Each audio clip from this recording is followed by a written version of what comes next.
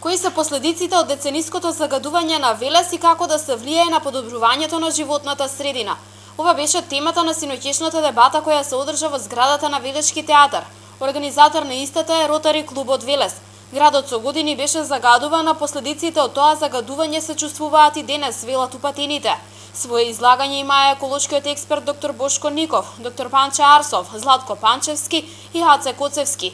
Своји видувања во однос на проблемот со загадувањето, но и конкретни предлози дадоа голем број од присутните.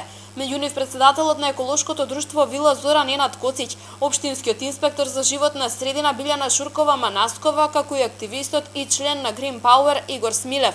Ротари клубот Велес ја организираше синоќешната дебата со цел да се извлечат конкретни заклучоци и насоки за тоа што треба да се преземе во иднина за подобрувањето на животната средина и мрачната еколошка историја никогаш да не му се повтори на Велес.